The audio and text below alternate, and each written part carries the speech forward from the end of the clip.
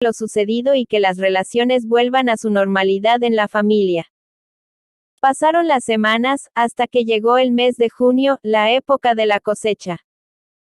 La mayoría de la población por el día se pasaba en sus terrenos. Las personas mayores, aprovechando su tiempo de descanso, comentaban que había comenzado la guerra con el Paraguay.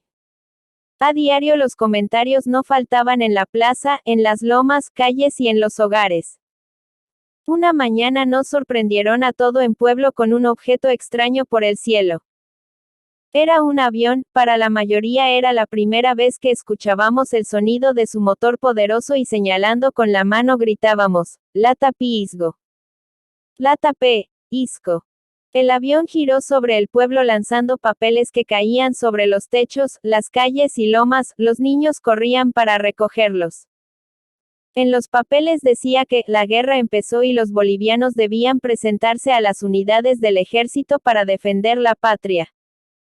La noticia empezó a preocupar a los padres de familia, mientras que algunos jóvenes la recibían con alegría. Empezaron a beber por las noches y recorrer por las calles acompañados por la música del charango, guitarra y cantos de despedida. La segunda semana del mes de julio, al amanecer repicaron las campanas de la iglesia. Sorprendidos los pobladores nos dirigimos a la plaza para saber qué estaba sucediendo. Alarmados y confundidos preguntábamos qué es lo que pasa. Mientras que el monaguillo continuaba jalando la cuerda y las campanas sonaban. Cuando abrieron la puerta de la iglesia la multitud ingresó. En el altar se encontraba esperando el padre Tomás, de nacionalidad española, un hombre delgado, alto, de tez blanca, vestido con su sotana. Sus ojos celestes mostraban la preocupación por lo sucedido en Bolívar, un pequeño pueblo vecino. El padre Tomás estaba confundido por la noticia que trajeron dos ancianos que llegaron para alertar a la población sobre lo sucedido. Comentaron que los soldados del ejército ingresaron con la misión de reclutar. Lamentablemente algunos pobladores en su intento de escapar fueron alcanzados por las balas y otros que se resistían fueron fusilados en ese momento. Muy entristecido el padre nos recomendó, hermanos. No debemos alarmarnos, más al contrario mantengamos serenidad. Cuando lleguen los soldados conversaré para que no se cometan abusos. Personalmente me siento triste por esta guerra entre hermanos bolivianos y paraguayos. Culminada la reunión nos retiramos muy confundidos y pensativos. Muchas madres se preguntaban qué pasará con nuestros hijos o esposos. Todos con el anhelo de que no se llegue a la violencia entre hermanos bolivianos, se fueron tristes a sus casas. A las 8 de la mañana empezaron a repicar las campanas de la iglesia haciendo conocer que los soldados ingresaban al pueblo. Fue doloroso ver a aquellos humildes campesinos del norte de Potosí, que eran conducidos a gritos y patadas mientras tenían las manos amarradas con correas, soga hecha de duero de vaca. La irresistible curiosidad de los pobladores hacía que observen desde sus ventanas o puertas. En la plaza principal, los jóvenes fanáticos de la guerra los recibían con aplausos. El padre Tomás y muchas otras autoridades muy preocupados esperaban conversar con los oficiales que estaban al mando. De pronto se escuchó una voz de mando, alto. Como un solo hombre dejaron de avanzar. El oficial que estaba al mando desmontó de su caballo, por un instante se puso a observar a su alrededor con su mirada profunda. Era un hombre de constitución robusta, de carácter mandón, su uniforme verde olivo empolvado por la tierra, en cada hombro una presilla con 3 estrellas, en la cintura un cinturón de cuero con su funda y el revólver. La gorra con visera de cuero de color negro con su escarapela nacional, las polainas de cuero que le cubrían las canillas. En sus manos tenía un puntero que constantemente golpeaba en los muslos de sus piernas y de pronto dejó de golpear para colocar en la cintura ambas manos. Acercándose a las autoridades les dijo, soy el oficial que está al mando.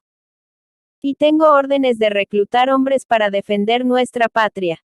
El padre Tomás escuchó cuidadosamente y luego respondió, capitán, entendemos perfectamente las órdenes que recibió de sus superiores. Los pobladores de este pueblo son gente humilde, trabajadora y no me gustaría que se cometan abusos. Sin dar importancia a los comentarios ordenó: Teniente Vargas. Inmediatamente se presentó un soldado cuadrándose con un saludo enérgico, colocando la punta de los dedos de la mano derecha en la visera de su gorra a la altura de la sien. Ordene mi capitán. Dirigió su mirada a la iglesia escupiendo al piso, ordenó: acampen en la escuela, será nuestro cuartel general. En ese momento interrumpió el padre Thomas: capitán, ¿dónde pasarán clases los niños? El oficial nuevamente colocó ambas manos en la cintura y con su mirada fija a los ojos del padre le respondió: en tiempo de guerra toda institución está a disposición del ejército, incluida su iglesia. Y el que se oponga será fusilado por traición a la patria. Sin ningún comentario, el padre Thomas mantuvo silencio.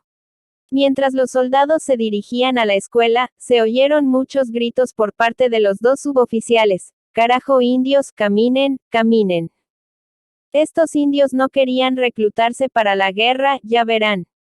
La mayoría indignados comentábamos por el trato que recibían aquellas humildes personas, y nos preguntábamos cuál era la causa de aquella guerra. Nadie sabía nada, confundidos empezamos a alejarnos. Por la tarde, el padre Thomas y el monaguillo José fueron apresados y golpeados por los soldados. La noticia se expandió por el pueblo y la gente intentó agruparse en la puerta de la iglesia. Fue inútil, los soldados tenían las órdenes de que ninguna persona podía salir a la calle. Al día siguiente por la mañana fue liberado el padre Thomas, pero José el monaguillo se quedó en la escuela bajo vigilancia. En la plaza principal ya empezaban a reclutar bajo el mando del teniente Vargas junto a 2 suboficiales y 12 soldados armados con fusiles Mauser. A unos 2 metros había un letrero que decía: joven boliviano acude al reclutamiento para defender la patria.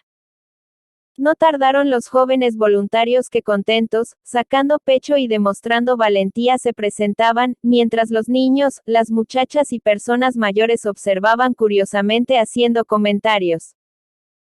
Por la noche, la mayoría de los jóvenes festejaban su despedida embriagándose y dando serenatas con charango y guitarra, mientras las madres quedaban tristes pues sus rostros expresaban preocupación por sus hijos. Al día siguiente muy temprano continuaban reclutando, entre ellos estaba Aniceto, pero su decisión inmediatamente repercutió en la preocupación y las lágrimas de sus padres don Andrés y doña Justina, quienes preocupados hicieron conocer la noticia a su esposa Marcelina y a sus compadres. Don Natalio preguntó: ¿por qué Aniceto tomó esta decisión? ¿Qué será de su esposa y su hijo que va a nacer?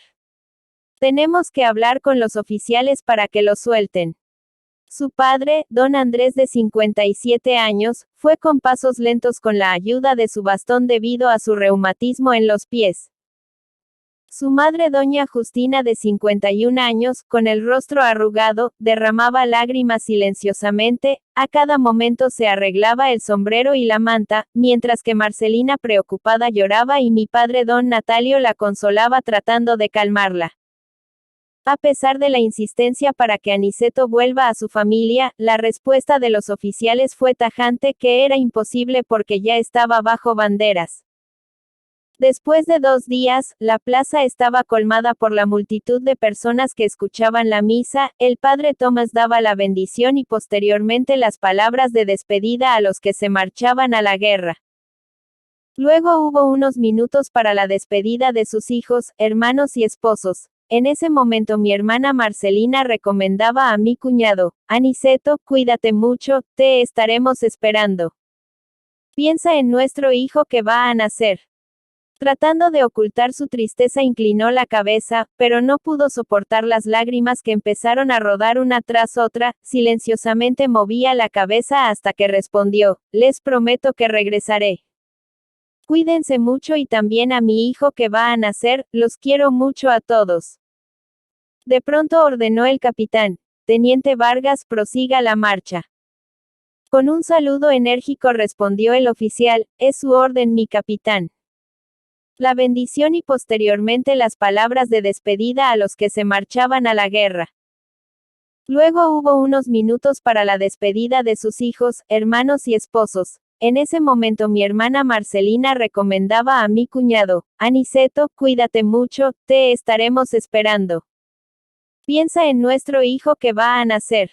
Tratando de ocultar su tristeza. Inclinó la cabeza, pero no pudo soportar las lágrimas que empezaron a rodar una tras otra, silenciosamente movía la cabeza hasta que respondió, les prometo que regresaré. Cuídense mucho y también a mi hijo que va a nacer, los quiero mucho a todos. De pronto ordenó el